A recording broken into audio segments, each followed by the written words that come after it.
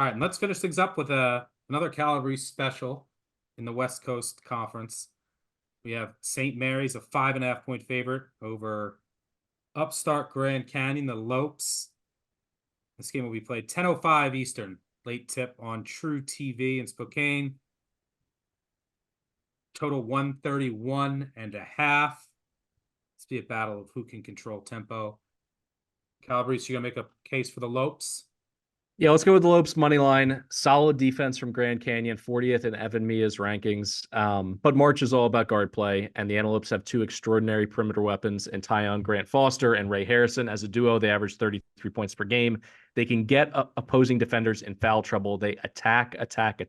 They get to the line a ton. I like that as a stability in terms of their offensive flow, and they don't necessarily are tethered to the 3-point shot falling. So they're going to be able to score against St. Mary's defense. That is very good. But this team, both defensively and on the glass, took a step back when they lost Joshua Jefferson in the middle of the season. And I think they're vulnerable. And when you look at Mia's opponent adjust metric, when they played the best teams on their schedule outside of the Zags, they were one of the worst teams, underperforming teams in the entire country. In the field of 68, no one is worse in this metric when it comes to their play slipping against quality opponents. So the Gales, I think, are on upset alert in this game. I think it's the right kind of matchup for Grand Canyon.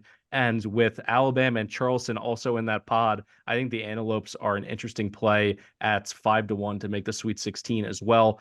I just really, really love Tyon Grant Foster. The whole country is going to get used to this guy really quickly because he's going to go from an unknown quantity. He started his career at Kansas. He's a high, talent, power conference talent. He had some health issues. He transferred multiple times, and he's finally found his home. He is going to ball out in this tournament. He is a highlight reel dunker as well. If he gets a highlight reel dunk early and they start feeling good about themselves, I think Bryce Drew's team could win this game by 5 or 6 points. It's not necessarily just going to take a buzzer beater to steal a game from St. Mary's, who for the most of the season has been a top 25 team and worthy of all of the flowers that they've been getting. But at this point, with their depth concerns in their front court, if Mitchell Saxon gets in foul trouble, it could be curtains for St. Mary's. And Grand Canyon gets everyone in foul trouble, which is very problematic here. And by the way, St. Mary's, I do agree. They're going to miss Jefferson a ton in this matchup. And I like Grand Canyon here. Keep in mind, St. Mary's has still been very good. But since February 1st, 43.2% from three. You know what they were before February 1st? 32%. They've shot 11% higher since February 1st from three. The other tournament teams who have had, that's the highest jump of any tournament team. Major regression looming. Grambling is at plus 10.7. Longwood is at plus 7.9. They've gone from 31 to 39. Nevada has run really well. They've gone from 33 to 41.2. And maybe not so good for you guys, JMU has gone from 33.9 to 41.1. But St. Mary's, 43.2%, they're eventually going to miss. Greg, any thoughts here to close this out? Yeah, just a quick counterpoint. What if they don't miss? And they won't.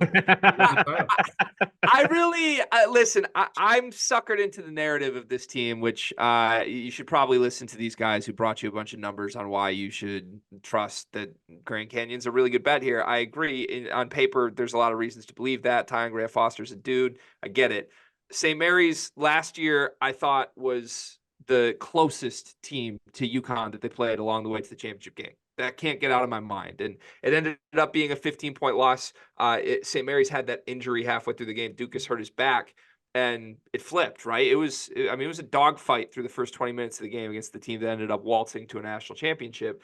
They bring back almost everybody from that team last year.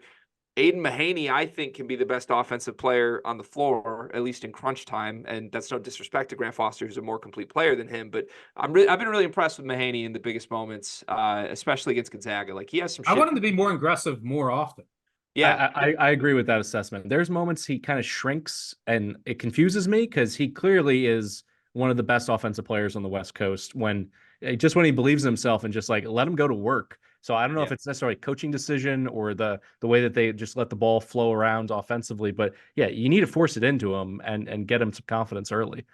Yeah, he has some shit to him for sure. And I think my interpretation of it is he has been like a big game, more freed offensive player, but we'll see if that's true in this tournament. Randy Bennett's won the first game, at least in this tournament, 2 consecutive times, 3 of the last 4. I don't know. I have this team going deep in the tournament, so I can't pick against him in round 1. If anything, it's a stay away for me at the number at 5.5. And obviously, there's nothing to do with St. Mary's money line here. Yeah, if St. Mary's wins this game, I could see them going to the Elite Eight. Very conflicting first round matchup for me. Do I pick the upset or pick Mary's to go to the Elite Eight?